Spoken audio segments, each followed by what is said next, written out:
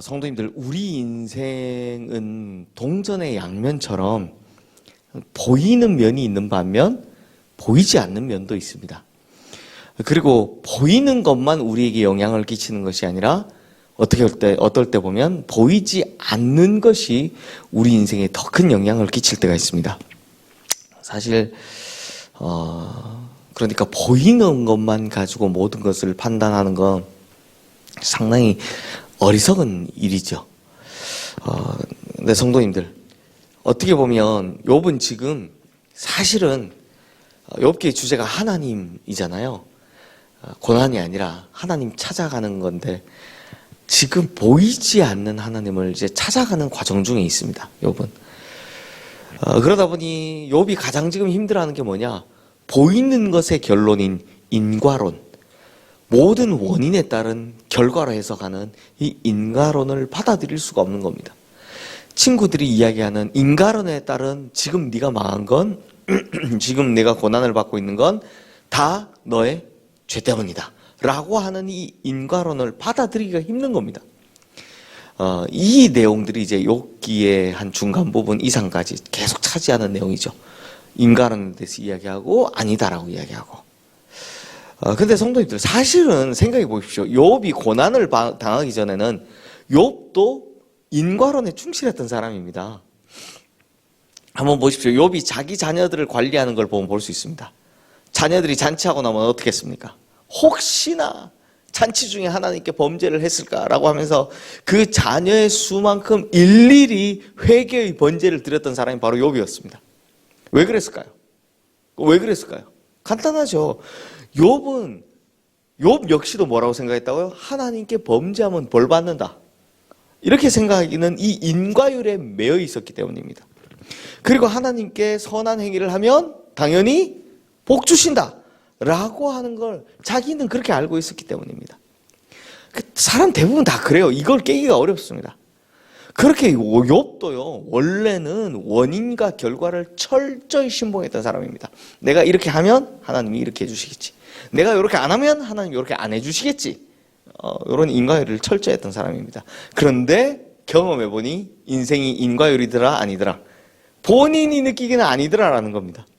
야, 인생은 그런 공식대로 되는 것이 아니구나 라는 걸 깨달았다는 겁니다. 왜요? 지금은 까닭 없이 하나님께서 벌을 주시니까요. 이유 없이 큰 위기와 어려움에 닥쳐 있으니까요. 이걸 자기가 몸소 체험하는 중이기 때문입니다.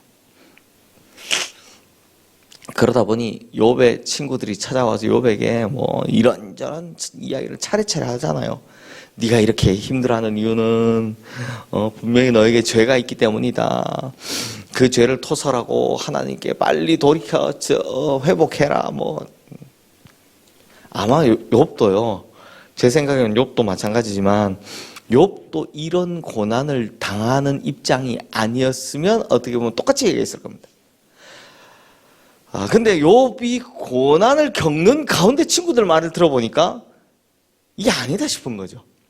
그러다 보니 그들이 아직 깨닫지 못한 것이 있다라는 것을 알게 되었습니다. 그래서 2절 3절 말씀에서 이렇게 이야기합니다. 우리 2절 3절 말씀 함께 읽겠습니다.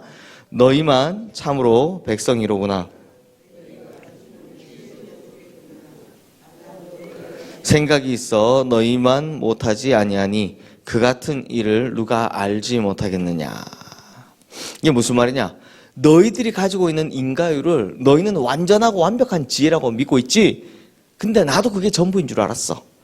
근데 그것 말고도 하나님께서는 우리 인생의 이면에서 하시는, 보이지 않는 곳에서 하시는 일들이 많다, 이런 이야기를 하고 있는 겁니다. 예를 들어 볼까요? 성도님들, 우리가 이해할 수 없는 것 중에 대표적인 것, 즉 인과율이 맞지 않는 것 중에 대표적인 것이 뭐냐? 성경에 자주 나오죠. 악인의 번성입니다. 악인들이 잘 되는 겁니다.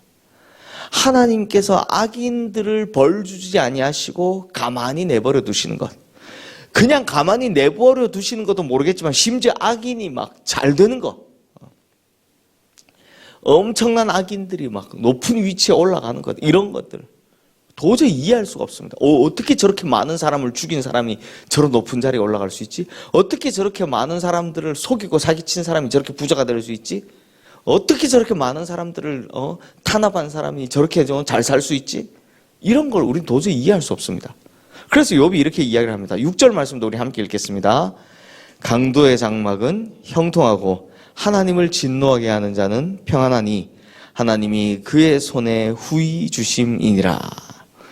욥은요, 평소에 자기가 궁금했던 하나님이죠. 자신도 이해할 수 없었던 하나님을 지금 설명을 하고 있습니다.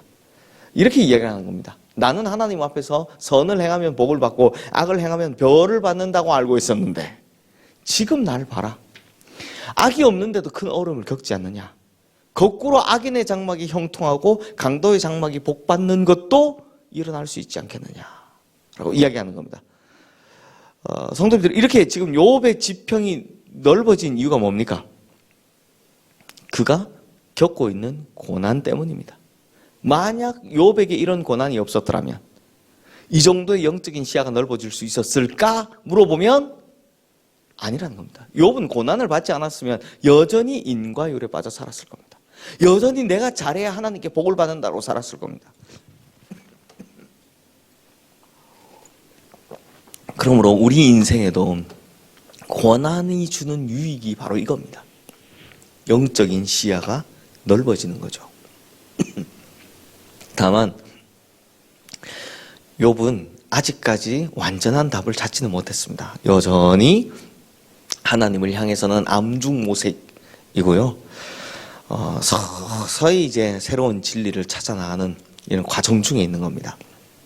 우리 25절 말씀 함께 읽어볼까요? 빛 없이 캄캄한 데를 더듬게 하시며 취한 사람같이 비틀거리게 하시느니라. 자, 이 이야기는 하나님께서 아무리 뛰어난 사람이라 할지라도 방황하게 하신다라는 겁니다. 진리를 찾아가기 위해서요. 그러니 자신도 지금은 비록 빛이 없어서 캄캄한 곳을 막 더듬거리며 가고 있고 마치 술 취한 사람처럼 비틀거리며 가고 있지만 결국 어디를 향해? 하나님을 향해, 진리를 향해 나아가고 있는 그 걸음 중에 있다는 겁니다. 그러므로 성도님들, 오늘 우리가 주신 말씀을 통해서 꼭 알아야 될 게 있습니다. 뭐냐? 우리가 겪는 일들 중에 많은 부분은 우리가 겪는 일들 중에 많은 일들 가운데 절대 보이는 부분만 보지 말라라는 겁니다. 보이는 부분만 가지고 판단하지 말라는 겁니다. 왜? 보이지 않는 이면에 더 크게 하나님께서 역사하고 계시더라라는 겁니다. 앞서 말씀드린 것처럼 악인이 형통하게 된다면 거꾸로 선인이 괴로울 수도 있다. 물론 기본적인 것은 선인이 복을 받고 악인이 벌을 받는 거지만 이건 모른다. 왜? 하나님께서 진리를 찾아가게 하는 과정 중에는 어떻게 역사하시는지 우리가 알 수 없기 때문에 지금 이 이야기를 이제 욥이 깨달아가는 거잖아요. 그러므로 눈에 보이는 물질적인 것들 그런 거 많이 쌓아간다? 아니면 뭐 눈에 보이는 많은 뭐 이렇게 잘 되는 것들 그런 거 잘 된다? 그게 전부가 아니다. 보이는 것이 전부가 아니다라는 걸 꼭 기억하셔야 한다는 겁니다. 잘 되면 좋지만 안 될 때도 있다라는 겁니다. 그러므로 우리가 여기서 알아야 될 거, 우리 인생은 보이지 않는 곳에서 하나님께서 더 크게 역사하시니까 그만한 이유가 있다라는 겁니다. 우리가 알지 못하는 이유.